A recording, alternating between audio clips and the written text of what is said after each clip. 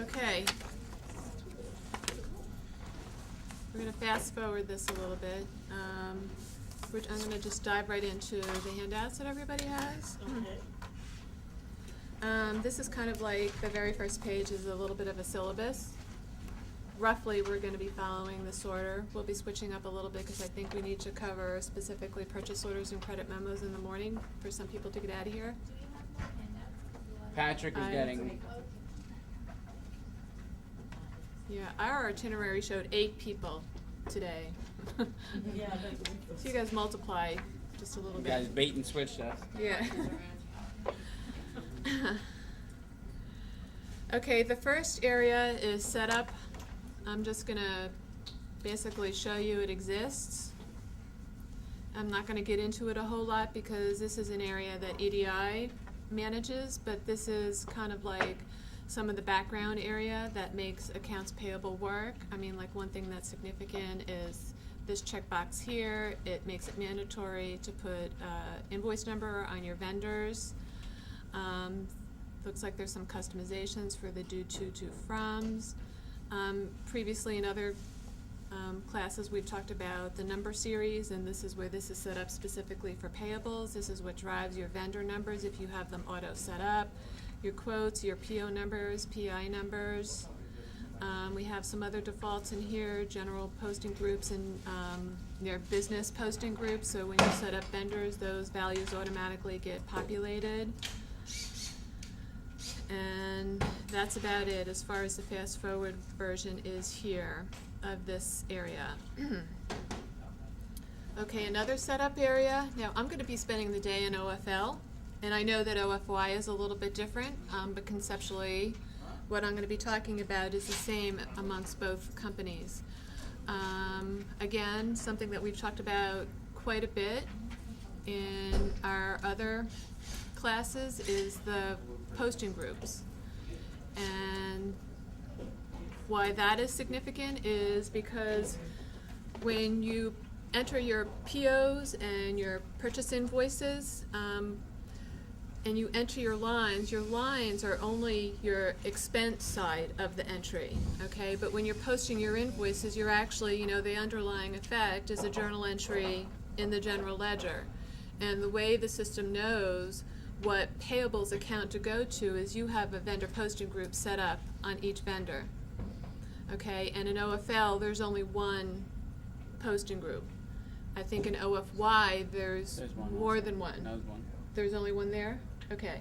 Maybe it's on the customer side that I saw that. But your vendor posting group sometimes is something that you can use to group together different types of vendors. So like maybe employees or customers or international or foreign or something like that. You might be able to use that as a label despite the fact that you have only one payables account. Now I think in here you're using your numbering series in order to accommodate that, to kind of separate the different types of vendors that you might have. Okay, on our vendor list.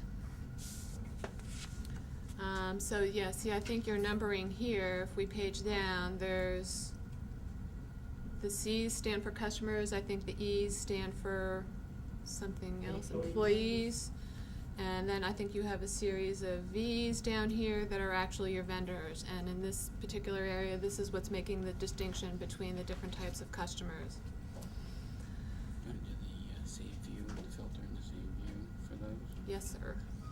Okay, so one thing, just to touch on filtering a little bit more, I'm going to add, actually I'm just going to add like a quick filter. I'm going to add a quick filter here because something that someone might want to see is like, let's say you just wanted to have a list that's only of your customers. So if I do a C and an asterisk, well, let me do an E and an asterisk just so that we can see that the list changed. And tab. So now this is just a list of all of the employees. Now, if this is a list that I want to see on a regular basis and I want to avoid having to put the filter on all the time, one option, this is a new feature in this version, I can now go under my vendors tab in my filter pane and there's this option here to save view as. Okay, I can hit the Save View As, and I'm gonna type in employees. And then I can hit OK here, and then this is gonna indicate that wants to refresh my screen, and I'm gonna restart it right now, and it just goes through this real quick little restart. And then now you can see there's this little tab next to my vendors, and if I hit that, my employee list is right underneath here. Now, at the highest level, if I go to my vendor list, this one, everything is still here on the primary vendor list. But then if I go to the employees, this is only the employees. As you continue to enter more vendors that begin with an E, it will automatically be included on this list. Can you go through that, saving that one more time? Sure, so let me go here. I'm gonna go to the top level list, all right? And let me just save the regular vendors. So the filter I'm gonna put on, my regular vendors begin with a V. So I'm gonna do, I don't think you need to do a caps, but just out of habit, I'm gonna do it. So what she's doing is in this top, In the quick filter pane. this is called a quick filter. So this is the number field. It's hard to see Right. on the TV, but that's the number field. Oh, I and see. V star. Yeah. I see. Then I tab through that to apply the filter. Now I see only my vendors. And then I can go under my vendor heading up here and go Save View As.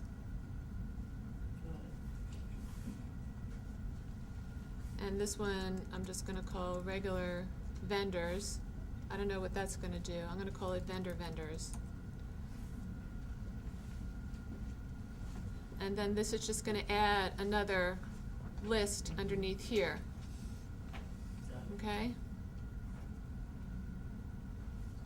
And you can do this in all areas. I don't know if I did it here. So like one that I usually like to see is on the chart of accounts, I like to see only my income statement accounts. So under my chart of accounts, I have income statement. This one's mislabeled as an income statement, even though it has a balance sheet number, and this is also a good way to find mistakes. Okay, when we're on our vendor list, you used to have to go in your vendor card, I think, right? It's been so long since I've used that version, and hit like F3 to create a new record. Now, right from your vendor list, we can hit this new button. Okay, and this is how we're going to create a new vendor. Control N is the keyboard shortcut to create a new one. Yeah, I think if we hover over that, okay, on a lot of the icons here, see if I hover over it, it gives me the keyboard shortcut of what it is. See the little, if I move it, it's gonna go away, but can you see right under the icon where it says Control N? Okay. Yeah, if it doesn't have a shortcut, there's nothing there. There's also what you can do is if you click on the Alt button, it'll show up at the top of the screen what letters you can create. So Alt, and then if you do M, will give you this drop down list. H will put you into the home ribbon. A will take you to the actions. So if you hit H, then N gives you new. So if you're a keyboard person, Control N will give you the new one. But if you do Alt H then N, get you that, or any of these options here. So if you're don't want to use the mouse too much, or if you're like the keyboards, Alt gets you what is the first part, and then where you are, then we'll show what letters to use for the other one.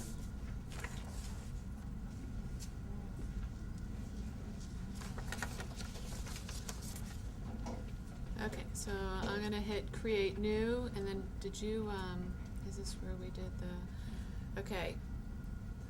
Now since you have different number series for your customers, vendors, and employees, on the little ellipse button here to the right hand side of the number, where it says assist edit, you can hit this here, and then you can see you have a number series for each one of those. Okay, so if I'm an employee, if you're setting up an employee, you can select the employee and hit OK, and then it increments the next vendor number that's available for the employees. And I'm going to